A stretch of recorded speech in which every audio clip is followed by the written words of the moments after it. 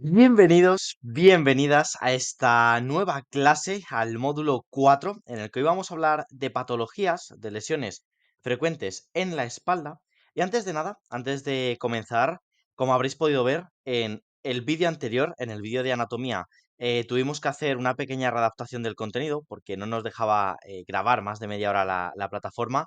Y por ello, hoy hemos tenido que dividir también esta clase en al menos dos partes. Sé que a fin de cuentas, ¿no? El contenido es bastante abundante dentro del curso, y es importante, ¿no? Para poder explicar todos los detalles, todo aquello que es importante, pues aunque sea, ¿no? En varias partes, hablar de estas diferentes patologías. Para empezar, en el guión que vamos a seguir, hoy vamos a dedicar esta clase a ver las patologías de la columna de la izquierda, es decir, esas contracturas, esos puntos gatillo, esas hernias, esas protusiones, y vamos a hablar también de la escoliosis, aunque tenemos un vídeo en específico en el canal de YouTube.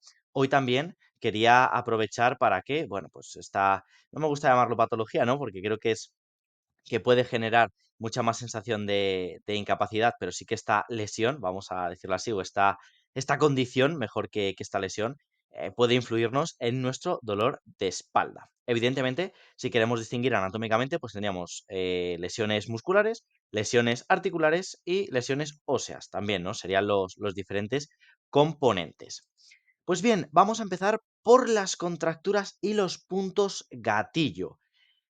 Esta normalmente es la consulta que a nosotros a nivel presencial, diría, ¿no? Que el 80-90% de los pacientes con dolor de espalda agudo suele ser por este tipo de componentes, bien sean las contracturas o bien sean los puntos gatillo. Sin entrar muy en profundidad acerca de lo que es la anatomía muscular, sí que quería traeros esta imagen para, sobre todo, ¿no? Sobre todo, ¿no? Ubicaros para lo que es el contexto de una lesión muscular de este estilo. Como veis en la imagen de la izquierda, un músculo al final no deja de ser un conjunto de fibras musculares que se agrupan como si fueran, para ejemplificarlo, ¿no? Diferentes paquetes de espaguetis. ¿Qué pasa? Que al final todos esos espaguetis forman todas esas diferentes fibras musculares que tienen una disposición paralela, se van agrupando a lo largo de nuestro músculo y van formando diferentes paquetes que a su vez se agrupan para formar paquetes más grandes.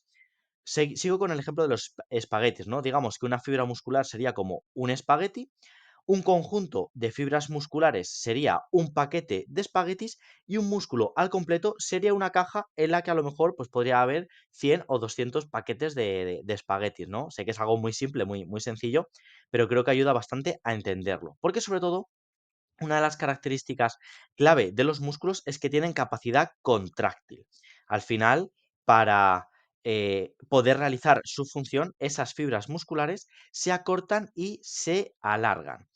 Vale, entramos en patología. ¿Qué es un punto gatillo? Por definición, un punto gatillo, PGM por sus siglas, que serían de punto gatillo miofascial, trigger point en inglés, si alguien a lo mejor lo ha escuchado de esta manera, es un nódulo hiperirritable localizado en una banda tensa que produce dolor local y dolor referido.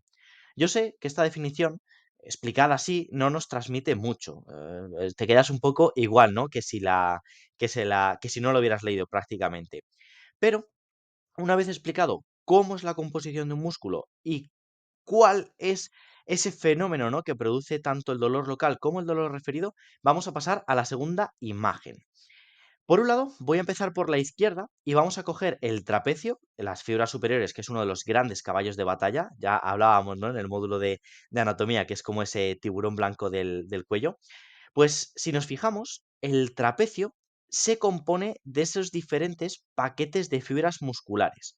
Pues bien, a veces sucede por diferentes fenómenos, sobreesfuerzos físicos, causas mecánicas, golpes, tirones, lo que sea, me da un poco igual el origen de la causa, que ciertas fibras musculares, ciertos de esos paquetes, se quedan acortados, se quedan contraídos. De ahí el fenómeno de la contractura. Esos puntos son los que van a producir dolor local y dolor referido. Vale, bien, Dani. Ahora la pregunta está en ¿qué diferencia hay entre estos dos tipos de dolor, no? Sí que también lo hablábamos en el apartado de neurofisiología, pero creo que la imagen de la derecha os va a ayudar a entenderlo mucho mejor. El dolor local es muy sencillo de identificar.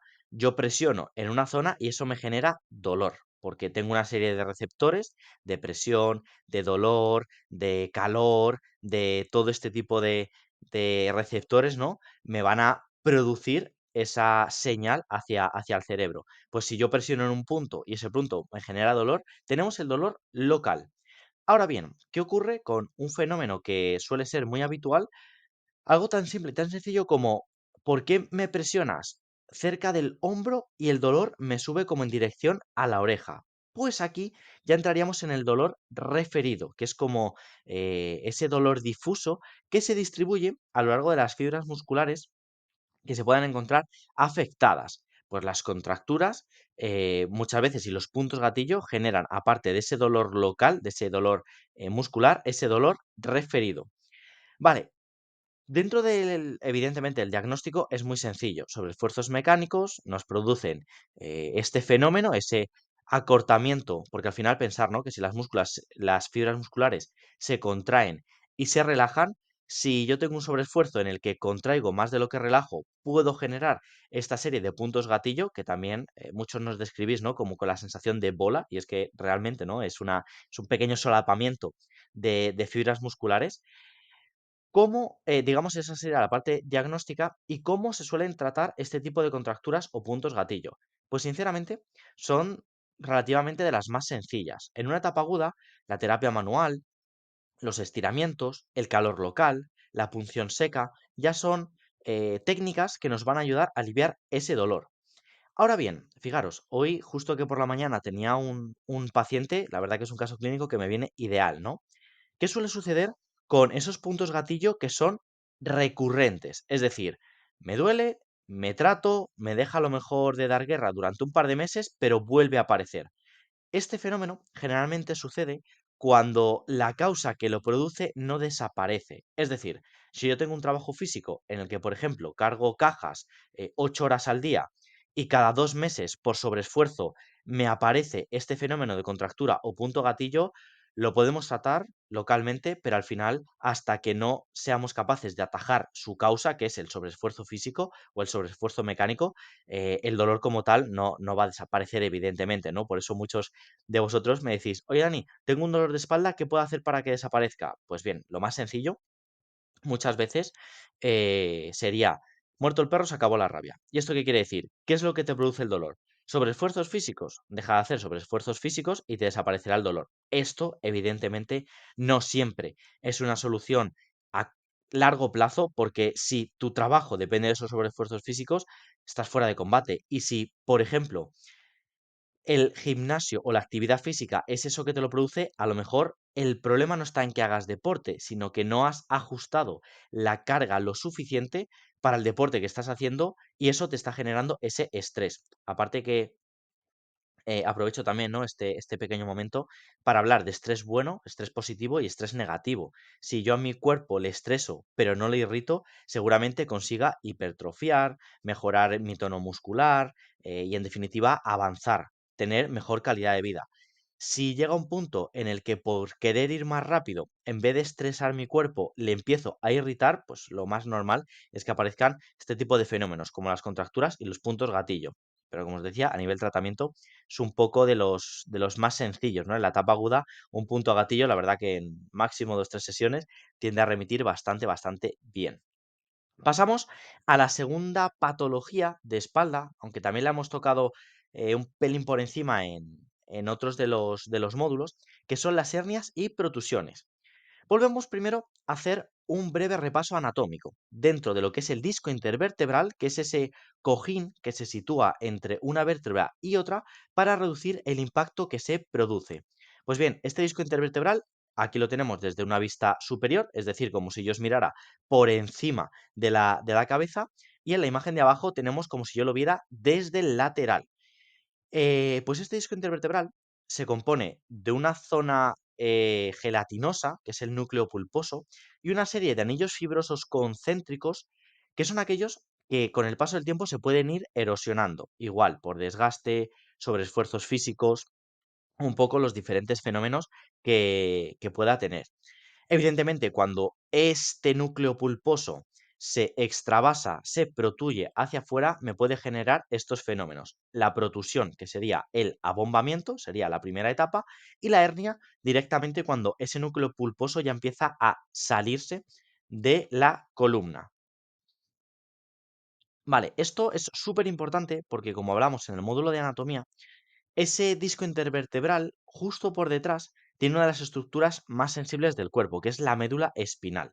Si esa protusión, si esa protuberancia que se desplaza hacia afuera comprime mi raíz nerviosa, me puede producir ese dolor con características neuropáticas, ese dolor nervioso, ese dolor que incluso se puede indicar a punta de dedo, como son las ciáticas, que es tal vez el caso más claro de todos ellos, aunque igual una cervicalgia puede venir por una hernia protusión.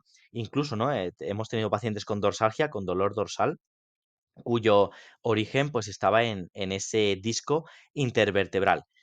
Aún así, como dato importante, y lo quería recalcar en este apartado de patologías, realmente en torno al 60-65% de las hernias y protusiones o bien son asintomáticas o bien tienden a remitir de forma natural. Esto también lo hablamos en uno de los vídeos de YouTube, pero me parece clave cuando en el diagnóstico de un paciente se le pone la etiqueta de hernia. Porque muchas veces cuando a nosotros nos llegan a consulta, son pacientes que nos dicen, no, es que no puedo hacer deporte o actividad física porque tengo una hernia. Y un poco, cuando empiezas a preguntarle, le dices, vale, ¿cuánto tiempo llevas con esa hernia protusión? No, bueno, me la diagnosticaron hace 20 años. ¿Y te ha generado algún tipo de dolor? No. ¿Y cuando haces algún tipo de sobreesfuerzo se agudiza tu hernia protusión? Tampoco. ¿Sientes cierta inestabilidad, por ejemplo, en la columna? No es el caso. Pues bien, si no se cumple ninguno de estos parámetros, a lo mejor es importante pensar que esa hernia, o bien en su proceso de extravasación, en su proceso, ¿no?, de viaje hacia afuera de la columna, se ha podido terminar reabsorbiendo perfectamente. Por eso os decía, ¿no? Dentro de lo que es el dolor crónico o dolor persistente, me parece clave uno de los puntos a trabajar dentro de la fragilidad, el miedo, la kinesiofobia del paciente, haceros entender esto. Porque muchas veces yo sé que se os coloca una etiqueta con la que ya tendéis a vivir toda la vida, ¿no? Y realmente podemos hacer un análisis más profundo e incluso, ¿no? Si muchos de estos pacientes le hiciéramos hacer, le volviéramos a hacer, mejor dicho, otra prueba diagnóstica, seguramente esa hernia protusión o habría desaparecido o tendría unas características totalmente diferentes. Pensar cuánto cambia nuestro cuerpo en un par de meses, como para darle vueltas a cuánto nos puede cambiar durante varios años con las hernias o protusiones. Pero bueno, para entender cómo funciona esta patología, hay que irnos al disco intervertebral y hay que echarle un poco la culpa a esa estructura. Y para ir finalizando la clase de hoy, como os decía, otra patología, aunque a mí no me gusta llamarlo así, vamos a dedicarle también tiempo a la escoliosis.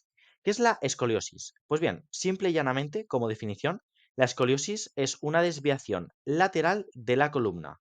Por diferentes motivos. Puede haber componentes genéticos, puede haber descompensaciones musculares, puede haber ciertas variaciones, ¿no?, dentro de lo que es el desarrollo del crecimiento en la niñez o en la adolescencia, pero simplemente, cualquiera de estas condiciones puede producir esa desviación de la columna vertebral. Como os decía, no todas son sintomáticas tampoco, pero vamos a ver qué tipos de escoliosis hay. Dentro de todas las clasificaciones que puede haber en la escoliosis, yo me he querido quedar con dos. La primera de ellas es por zona.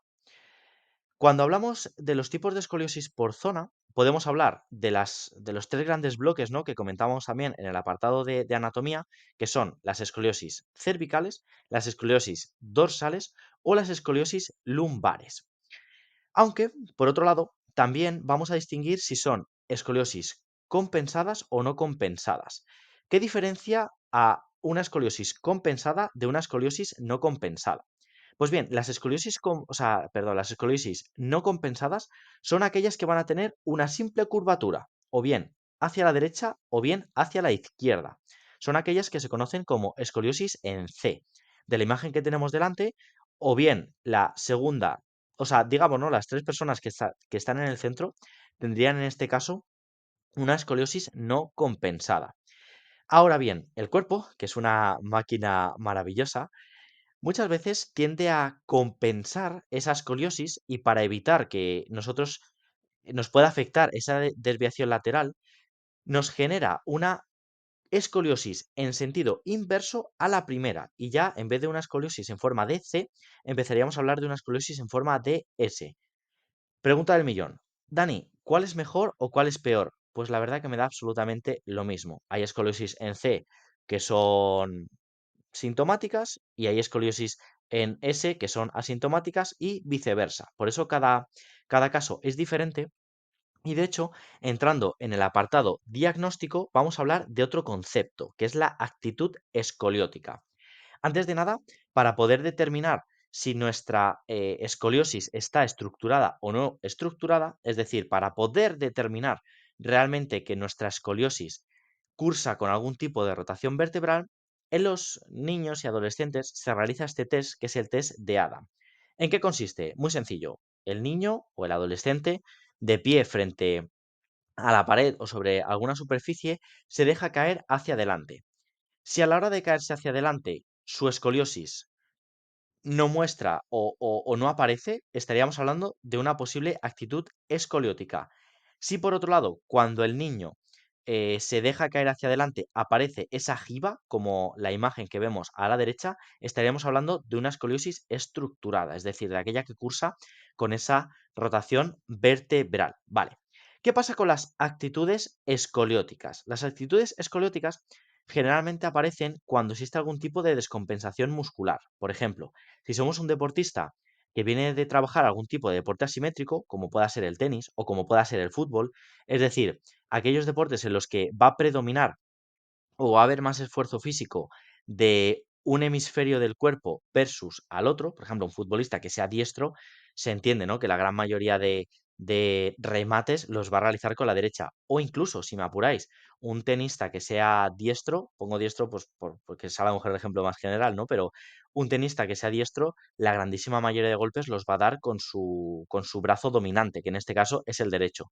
Pues eso puede producir cierta actitud escoliótica, es decir, que dentro de lo que es el desarrollo muscular, pues a lo mejor se desarrolle del 100% de mi masa muscular, un 60% en el lado derecho y un 60% en el lado izquierdo. Igual, esto no quiere decir que sea malo, incluso muchas de estas actitudes escolióticas remiten con ejercicio específico de carácter asimétrico, es decir, ya son deportistas en los que a lo mejor les podemos poner a hacer flexiones a una mano o les podemos poner a hacer rotaciones, ¿no? De cuerpo hacia el lado que tienen menos trabajado y eso les va a ayudar bastante. Por último, dentro de lo que es el tratamiento, no quería meterme mucho porque hay incluso, ¿no? Yo hablo sobre todo de las escoliosis más generales, de las que se ven en el día a día. Muchas de estas escoliosis, incluso, ¿no? En una edad temprana, pueden llegar a cursar con algún tipo de operación, si es una escoliosis muy marcada o es una escoliosis que causa otro tipo de problemas, por ejemplo, a nivel de la caja torácica en el niño o en el adolescente. Evidentemente, esto es algo que depende del traumatólogo, pero cuando es una escoliosis que podemos trabajar, seguramente os suene alguno de estos diferentes corsés, porque también es los que más se suelen utilizar. Aún así, os digo, una vez hecho un buen diagnóstico diferencial entre la escoliosis y la actitud escoliótica, es importante también valorar y barajar la posibilidad de si mi paciente, en este caso, podría necesitar ejercicio asimétrico dirigido o no. Por mi parte, chicos, hasta aquí ese primer bloque, ¿no? De patologías de la espalda. En el segundo hablaremos de la espondilitis, de la artrosis, de otra serie de patologías que también son muy importantes y evidentemente muy incapacitantes. Os dejo hoy todos los recursos que podéis tener, porque como os decía, ¿no?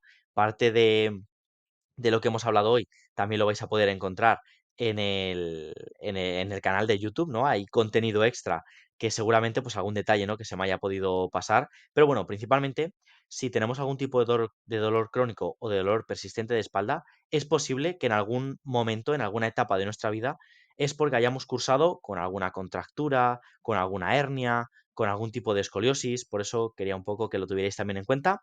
Y poquito más, nos vemos en breves en la parte número 2 de este módulo de patologías de espalda.